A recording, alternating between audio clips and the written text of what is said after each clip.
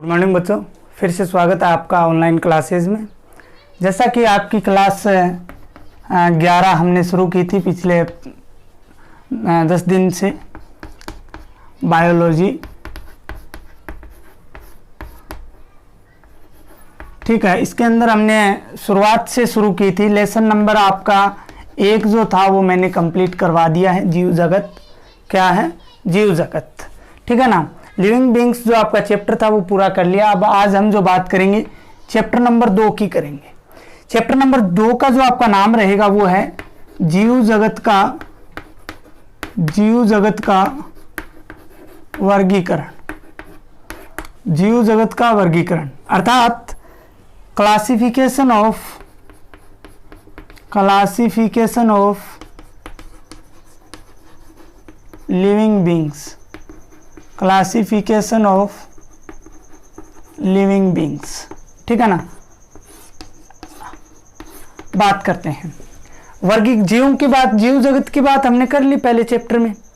वर्गीकी की बात की थी, उसमें वर्ग बनाए हुए हैं, जाति, वर्ग, वंश, गण, संघ, जगत, 7 की हमने बात की थी। अब हम बात जो करेंगे जीव जगत के वर्गीकरण की करेंगे, क्लासिफिकेशन ऑफ लिविंग बींग्स की। सबसे पहले जो शब्द आता है वो आता है वर्गीकी या वर्गीकरण विज्ञान, या क्या शब्द आता है? वर्गीकरण विज्ञान। अंग्रेजी में इसको बोलते हैं टैक्सोनॉमी। क्या बोलते हैं? टैक्सोनॉमी। अब ये होता क्या है? टैक्सोनॉमी होती क्या है? वर्गीकी होती क्या है? वर्गीकरण विज्ञान क्या है? इसको समझने के लिए हमें वर्गीकरण की परिभाषा आनी बहुत जरूरी है। किसकी परिभाषा? वर्गीकरण की। देखो ये चैप्टर आपको तभी समझ में आएगा जब आपको पीछे वाला चैप्टर आपने पूरा देखा है। 1 नंबर चैप्टर का अगर आपने अध्ययन किया है तो वर्गीकरण की तो आप वो वीडियो देखें, ठीक है ना। वर्गीकरण की परिभाषा जीवों को समानताओं एवं असमानताओं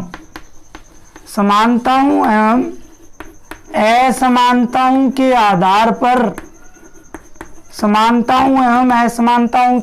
पर समूहबद्ध करना, या समूह में सीधा साथ में समूहबद्ध करना क्या कहलाता है? वर्गीकरण कहलाता है। क्या कहलाता है? वर्गीकरण कहलाता है। जितने भी ऑर्गेनिजम्स हैं, लिविंग बींग्स हैं, उनको समानता और असमानताओं को एक साइड, असमानताओं को एक साइड, समानताओं व असमानताओं के आधार पर समूह के अंदर बंद करना ही क्या कहलाता है? क्लासिफिकेशन या वर्गीकरण कहलाता है। और जिस जीव विज्ञान की जिस शाखा के अंदर इस वर्गीकरण का अध्ययन किया जाता है, जीव विज्ञान की जिस शाखा में वर्गीकरण का अध्ययन किया जाता है उसे क्या बोला जाता है? टैक्सोनॉमी बोला जाता है या वर्गीकरण विज्ञान बोला जाता है। समझ में आ गई बात? ये जो टैक्सोनॉमी शब्द है ये ग्रीक लैंग्वेज के 2 शब्दों से मिलकर बना है। ग्रीक भाषा के 2 शब्दों से मिलकर बना हुआ है। एक तो टैक्सिस और एक होता है नॉम्स। अर्थात टैक्सिस का मतलब व्यवस्था। क्या मतलब होता है? व्यवस्था। नॉम्स का मतलब नामकरण। तो टैक्सोनॉमी भाई एक प्रकार की व्यवस्था, उनके लक्षणों के आधार पर, समानताओं असमानताओं के आधार पर, तो उसे क्या बोला जाता है? टैक्सोनॉमी। ग्रीक भाषा के 2 शब्द हैं, ये यूज में लिए गए।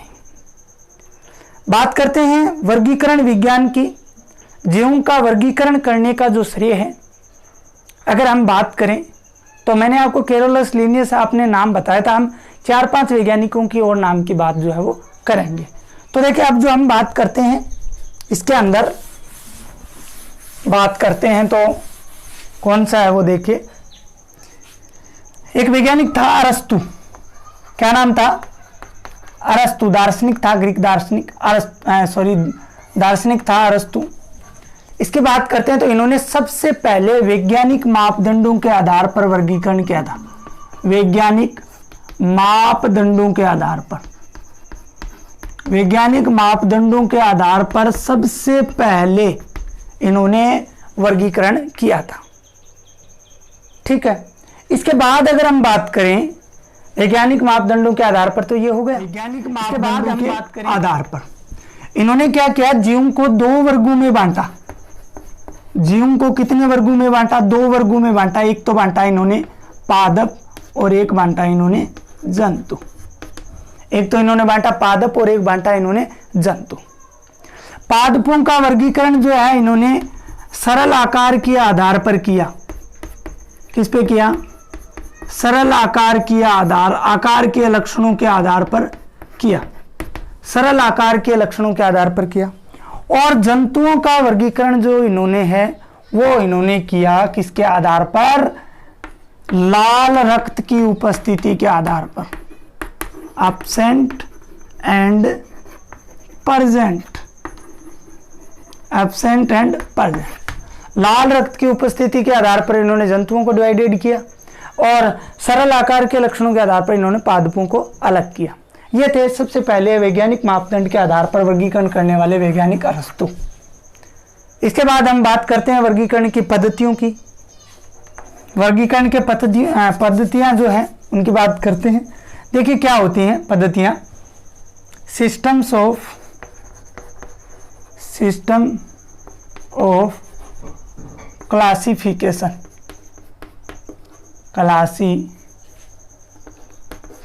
या टैक्सोनॉमी बोल सकते हो। वर्गीकरण की पद्धतियों की बात करते हैं। देखिए वर्गीकरण की जो पद्धतियां हैं वो जैसे जैसे समय निकलता गया वैसे वैसे वर्गीकरण की पद्धतियां भी चेंज होती गई। 18वीं शताब्दी के अंदर जो पद्धति दी गई वो थी द्विजगत पद्धति।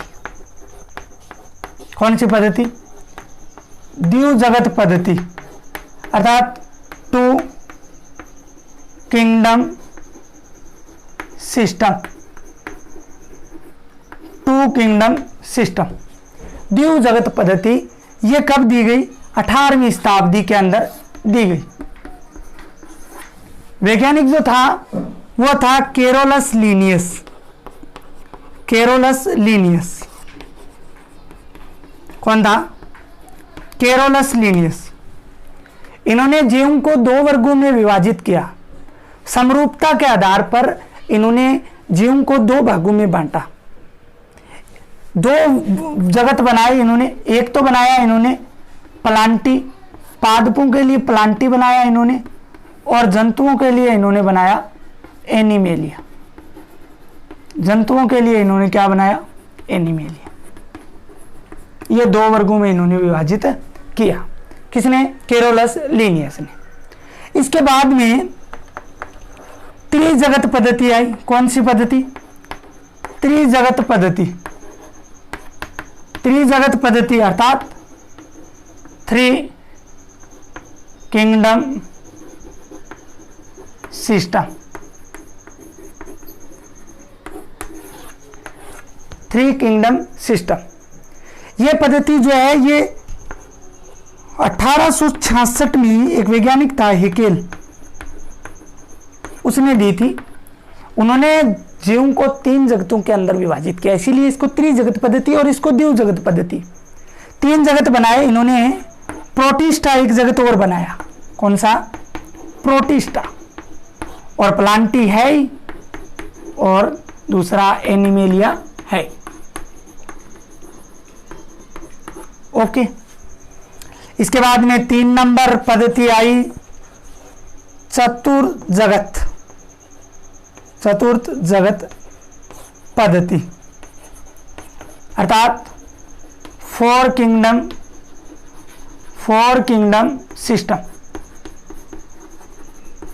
4 kingdom system.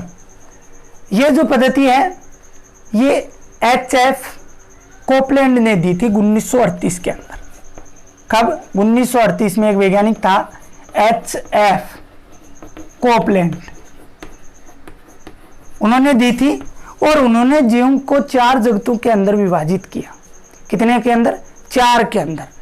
Monera, protista, Plantae और एनिमिलिया तो थे ही, इन्होंने एक और मिला दिया। कौन सा? मोनेरा। कौन सा मिला दिया? मोनेरा। तो इस प्रकार से 3 हो गई। 4 नंबर जो आपकी है वो है पंच जगत पद्धति। जीवधारियों की पंच जगत पद्धति, फ्यू किंगडम सिस्टम। प्यारे बच्चों, इसमें 5 जगत बनाए गए और आज तक यही पद्धति चलती आ रही है। आज तक जो है यही पद्धति जो है वो चलती आ रही है। इसकी अगर हम बात करें तो इसे 1969 के अंदर एक वैज्ञानिक था आर एच वीहेटेकर, तो इसे आर एच वीहेटेकर की पद्धति भी बोला जाता है। इन्होंने 5 वर्ग बनाए। कितने वर्ग बनाए? 5 वर्ग बनाए, और ये जगत या वर्ग बोल सकते हो बनाए।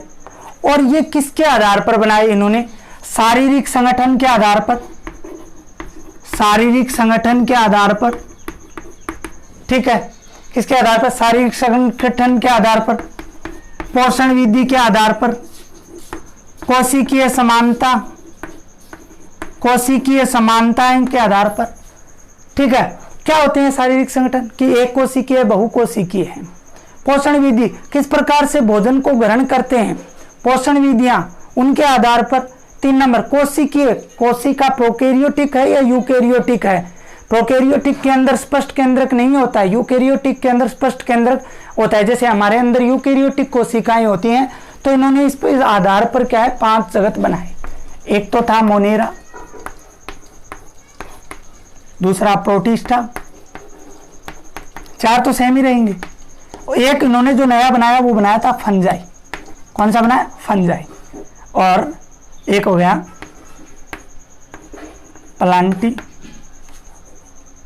प्लांटी और लास्ट एनिमेलिया। प्यारे बच्चों, इस प्रकार 5 जो है वो जगत बनाए गए। हम इस चैप्टर के अंदर इन 5 की बात करेंगे, तो कल हम आगे वाले वीडियो के अंदर मोनेरा की बात करेंगे। किसकी बात करेंगे? मोनेरा की बात करेंगे। आज के लिए इतना ही। बच्चे बहुत कम होमवर्क का जो वीडियो है वो देख रहे हैं, पूरा वीडियो देखो, होमवर्क अपना सबमिट करो।